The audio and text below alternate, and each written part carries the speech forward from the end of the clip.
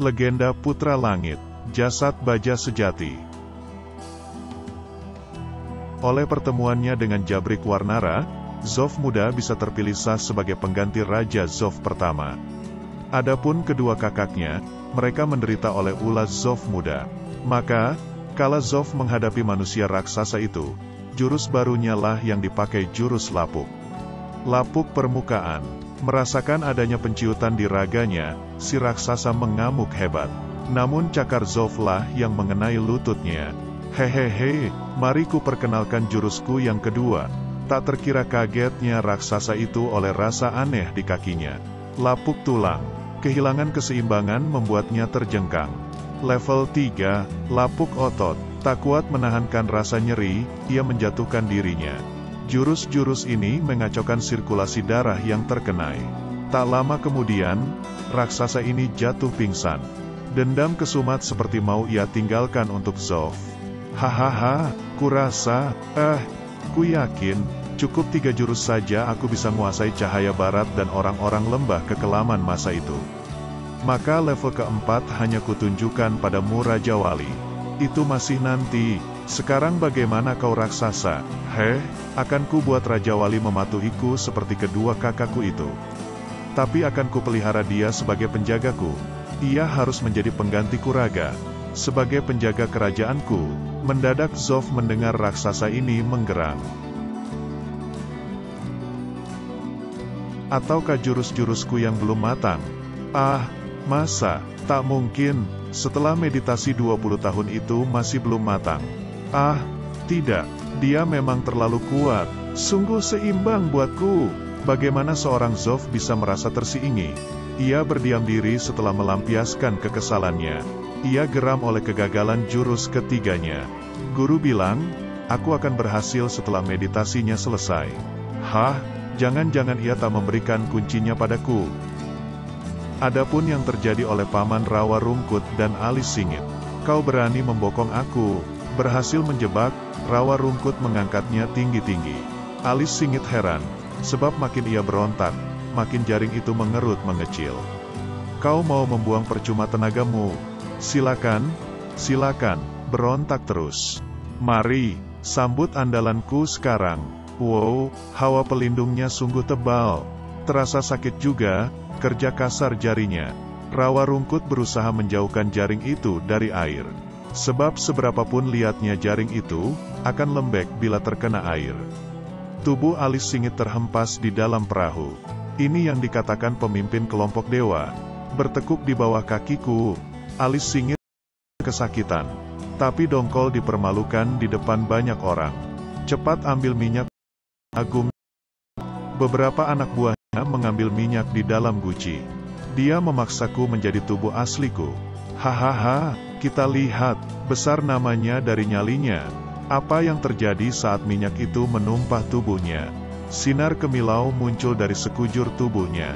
Semakin kuat kemilau itu, semakin menjauh para pengeroyok itu. Minyak menyembur ke udara, tak setetes pun menyentuh kulit badan Alis Singit. Belum pernah kusaksikan hawa pelindung yang memancarkan kilau begini.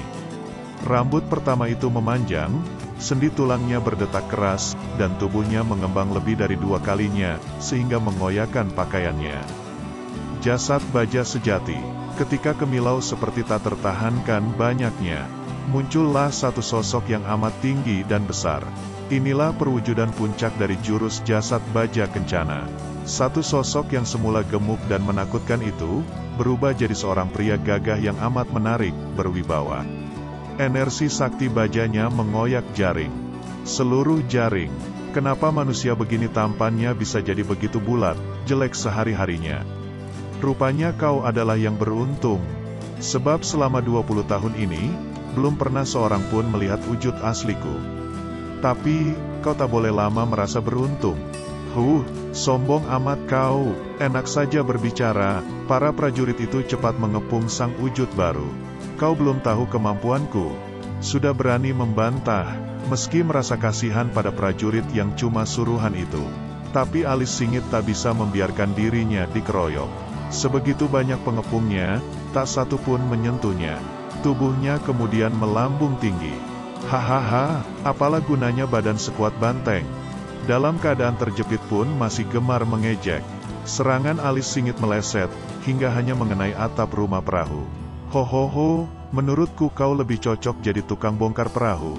Banyu Kuala, melihat situasi lawan, alis singit mengubah taktik serangannya. Jarinya, alangkah gesitnya rawa rungkut melayang-layang. Alis singit kewalahan menebak gerak langkahnya. Kau masih berpikir kau lebih kuat dariku. Kelihatannya aku sudah harus merapal ajian pamungkasku. Memang, pendekar sudah saatnya bertindak. Getar halilintar 9 langit. Energi yang berkilauan itu mengurung di sekitar rawa rungkut, hingga ia tak leluasa bergerak sedikit pun. Wah, dia menyimpan-nyimpan ilmu. Aku juga bisa kok. Namun kesempatan jadi sempit oleh serangan tonjokan yang bertubi-tubi itu. Namun ia tetap tenang dengan matanya yang nyalang. Cakar rawa rungkut bertindak mengunci nadi alis singit. Ketika cakar itu gagal, alis singit menghujamkan tonjokan gandanya. Masih saja rawa rungkut mampu meloloskan diri. Jurus belut lumpur. Lihatlah bagaimana dua kepalan ini saling memburu. Satu pukulan masuk ke dada rawa rungkut. Tak terlalu lama, ia langsung membalas. Gagal, sebab cederanya cukup parah di dalam dadanya.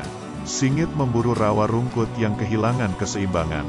Maka rungkut tak berani lagi menghadang. Ia mundur dan mundur lagi.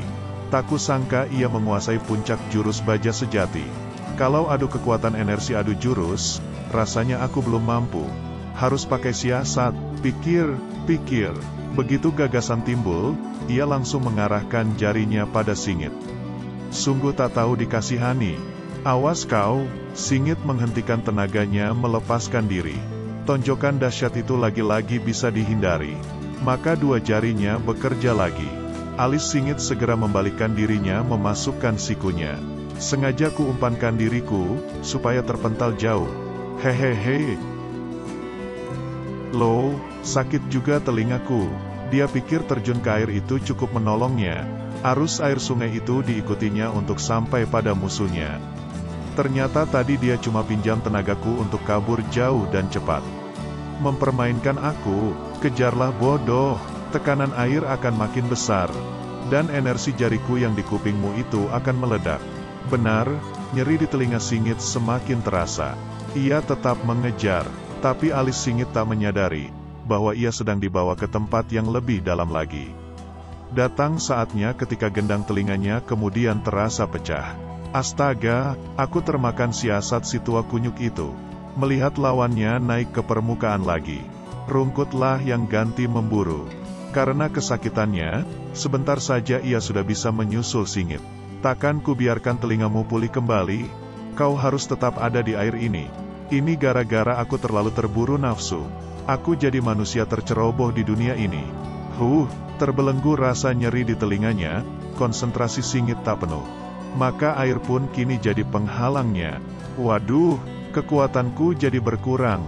Apa bisa aku keluar dari air ini? Sebaliknya dengan rawa rungkut, ia sudah terbiasa melakukan meditasi di dalam air. Maka tenaganya pun bertambah. Aku tak bisa terus-menerus tertekan begini. Mendadak saja cakar rawa rungkut sudah di depannya. Singit mengganti tonjokannya dengan cakar pula. Ia berupaya mengunci jari-jari musuhnya. Ketika tangan mereka masih saling mencengkeram, mendadak rungkut membuat gerakan yang memojokkan singit ke dalaman air. Hehehe, dasar sungai ini adalah taman bungaku. Aku bisa mencederainya di sini. Situasi terasa makin mendesak bagi alis singit. Ia didorong dan terus didorong makin dalam. Tekanan dalam air makin besar. Cedera di telinganya semakin parah. Ini tak pernah masuk dalam perhitungan situasi laganya selama ini. Kita tengok tempat lain, di tempat Panglima Sinambar. Ia pun telah terluka. Untuk menenangkan sirkulasinya yang aut-autan, ia segera bermeditasi. Celaka, Racana sepertinya tak mampu mengatasi Raja Wali. Ketika sudah pulih, ia naik lagi melihat situasi Raja Wali dan Racana. Ada yang mau membokong aku. Kesadaran Raja Wali datangnya sedikit terlambat. Raja Wali serasa akan jatuh pingsan. Reaksi Raja Wali mengejutkan Sinambar. Dengan menghentakkan kedua lengannya, Raja Wali berhasil melepaskan diri. Ia menggeser ke samping untuk menghindar. Ciat, entah dari mana, Tiba-tiba saja Raja Wali merasakan bola itu menghantamnya. Hantaman itu membuatnya amat mual. Energi Sinambar sendiri terkuras dan membuat tubuhnya lemas. Arus di air ini menghalang keleluasaanku bergerak. Dia tak bakal atasi gunung 5 jariku. Tiba di permukaan air, semangat Raja Wali terpacu kembali. Getar halilintar 9 langit. Sinambar terperanjat melihat ringan tubuh bocah cilik itu begitu tinggi.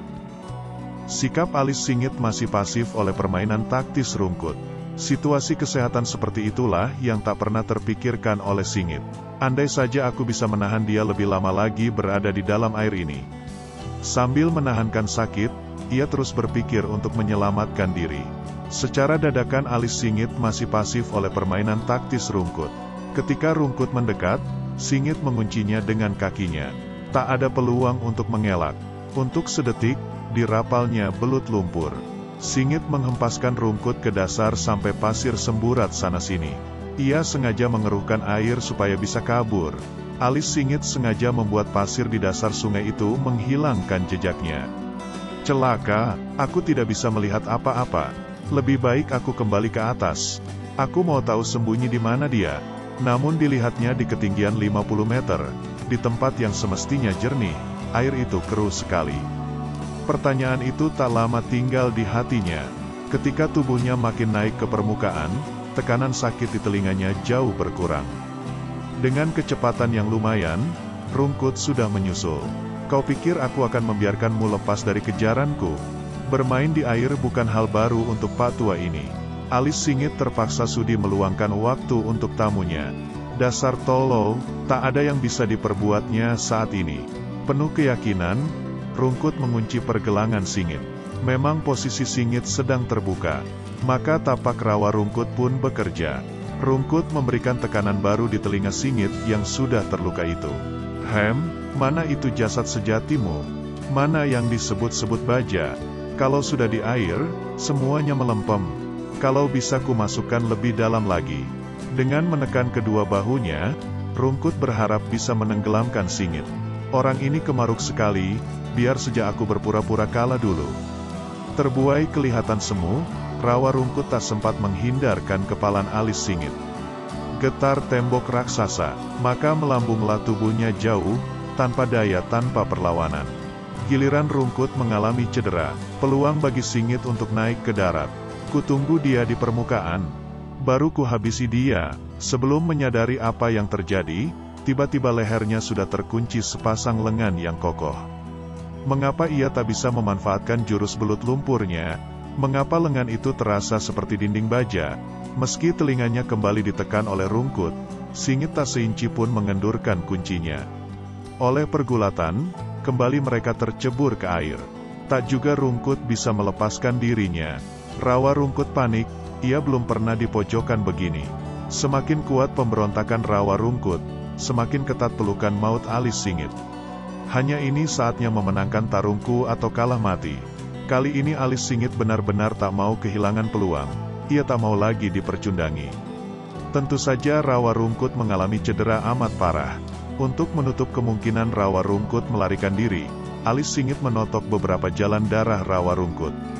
Terdorong panik bakal mati, Rungkut menghentakkan sisa tenaganya. Sangat terlambat untuk mengubur kembali kesempatan hidupnya. Di air ia dibesarkan, di air juga menemui ajalnya.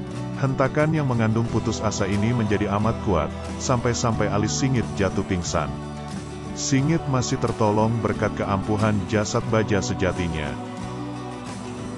Adapun dengan keterkejutan Panglima Sinambar melihat keampuhan Raja Wali. Bara merah gerah. Sinambar menyiapkan bola geledek untuk menyambut bara merah membara. Baik, kita lihat sekarang. Raja Wali yang mulai tahu siasat menghentakkan kaki menyambar bola. Serangan bocah kecil ini masuk, sebab Sinambar belum tuntas dalam merapal kesempurnaan jurusnya. Pecahnya bola ini menyebabkan luka dalam di lengan Sinambar. Krak, duk. Raja Wali belum mau berhenti sampai di situ. Ah, kakak, suara sang adik bagaikan suara yang sejuk bagi semangatnya. Maka, Raja Wali turun sambil mencari benda untuk berpijak. Ia hening sebentar untuk membereskan sirkulasi darahnya. Orang-orang ini perbuatannya kejam. Kata-katanya pun kasar. Sekujur tubuh Sinambar terasa lemas, bagaikan akan jatuh pingsan. Kalau sampai aku kalah dari bocah ingusan ini, memalukan. Diserang rasa malu, Sinambar tidak lagi memperdulikan batas kemampuannya. Kenapa air ini mendadak mengelora? Ada yang curang. Di saat yang amat tepat, Raja Wali bisa mengatasi serangan gelap dari tapak itu. Beberapa jam dalam suasana tarung, Raja Wali sudah belajar banyak. Ini membuat Sinambar makin marah saja. Tidak sampai sekejapan mata, ia melihat bola-bola meteor berlompatan ke arahnya. Hujan halilintar, kepercayaan diri Raja Wali makin matang. Ditambah darah mudanya, geledek bumi. Mula-mula Raja Wali memecahkan beberapa bola meteor, lalu menyerang diri geledek, namun jarak mereka terlalu dekat. Raja Wali tercebur kembali. Ia lalu melihat Nuri bersulam sedang berlaga juga. Kesadaran Nuri pun kurang baik, sebab ia tak mahir berlaga di dalam air. Pakaiannya mulai terkoyak-koyak. Serangannya makin ngawur, takkan tahan lama. Waduh, kasihan Yunda Nuri. Raja Wali mendekati Nuri yang sedang terdesak. Loh, dia di sini. Apakah kakakku Sinambar sudah takluk? Tapak Raja Wali berhasil menjauhkan kalajengking malam dari ayundanya. Kalajengking yang belum siap ini terpental. Raja Wali memberi isyarat pada Nuri. Memang Nuri hampir kehabisan napas. Ia jadi lega. Kalau aku bisa menaklukkannya, luar biasa kehormatan yang kuperoleh. Kau boleh jajal aku. Raja Wali lupa, ia belum pernah berhadapan dengan senjata. Serangan Raja Wali meleset, lawannya sudah jauh melesat, dan berbalik untuk menyongsongnya. Beruntung, cuma lengannya sedikit terkena. Raja Wali merasa gembira tubuhnya utuh, tapi pelindung lengannya hancur sudah. Namun serangan kedua di kaki Raja Wali mengena. Sulit, ia punya senjata, ia mahir perang di dalam air. Membalikkan tubuhnya, Raja Wali merapal jurus yang menghentikan wanita berhati dingin itu. Lalu ia menjatuhkan diri dan hilang di rerumputan. Licik nian bocah itu, menghilang dengan curang. Dengan beringas kalajengking malam menelusuri rumput-rumput panjang sambil terus mengerutu. Kalau saja tak disuruh menangkapnya dalam keadaan hidup-hidup. Adapun Sinambar ia kembali ke posnya. Kendati para pengawal yang membalut lukanya tak bertanya apa-apa. Hati Sinambar amat tersiksa oleh malunya kekalahan. Aku bersumpah, aku sendirilah yang akan menangkapnya hidup-hidup. Akan ku beri didikan dia. Hei, alis singit, ia mengambang. Lihat, Nuri muncul dari dalam air bersama dengan mengambangnya alis singit. Loh, dia begitu gagah, tampan, menarik. Mengapa ia disebut alis singit? Alis singit kan gemuk, pendek, buruk. Penasaran Nuri cepat mendekat. Nuri, mana Raja Wali? Mana? Itu suara alis singit yang gemuk itu. Bagaimana bisa, ada seorang yang tak tahan membiarkan lawannya beristirahat dulu. Siapa lagi? Terperanjat Nuri menariknya kembali masuk ke air. Namun singit yang pingsan menelan banyak air. Nuri tahu bahaya yang mengancam singit. Maka cepat ia mengalirkan pernapasan sekaligus energi perlahan-lahan. Energi yang lembut itu perlahan-lahan menyadarkan singit. Dia yang tak menyukai wanita kaget melihat Nuri begitu dekat. Secara spontan ia keras-keras menyingkirkan Nuri. Saat itulah Sinambar menyusul, tapi sesuatu menghentikannya.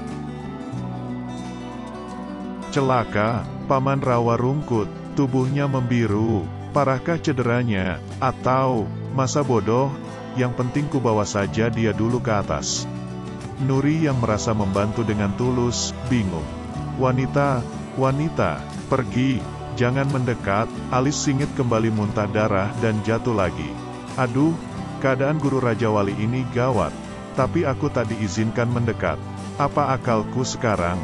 Padahal aku mampu menolong. Bodohlah. Menolong itu selalu baik adanya. Nuri terus menyeretnya ke tempat yang aman. Akhirnya mereka menepi di tempat yang aman. Kemana tadi bocah itu lari? Kalajengking malam meradang. Setengah hari ia mengaduk-aduk air. Sia-sia, tertutup hatinya oleh kemarahan, bahaya pun tak disadarinya. Kalajengking malam tidak mampu meloloskan diri sama sekali. Dia pikir aku sudah lemah tak berdaya. Duk! Dipukul, Kesakitan Raja Wali tak sudi melepaskan diri sama sekali. Keduanya terus berupaya, hingga bergulingan di dasar sungai. Gawat, pusaran air menyeret deras tubuh mereka.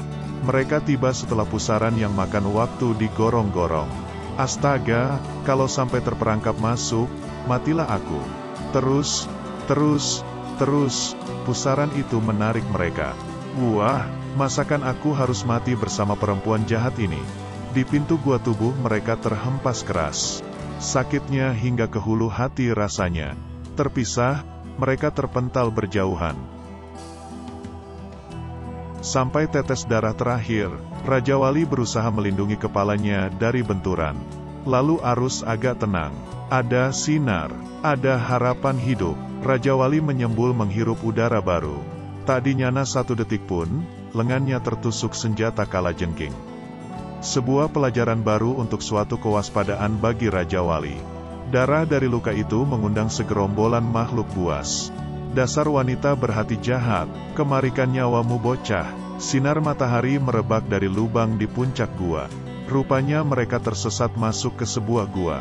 Apapun kulakukan asal dia masih hidup, hadiah harus ku dapatkan. Pertempuran kubu Alis Singit dan kubu Panglima Sinambar belum usai. Ada kemenangan, ada kematian. Bagaimana dengan Raja Wali sendiri? Masalah apa yang bakal dihadapinya? Selanjutnya di Legenda Putra Langit 10. Getar Halilintar 9 Langit. Terima kasih telah menonton dan jangan lupa subscribe-nya.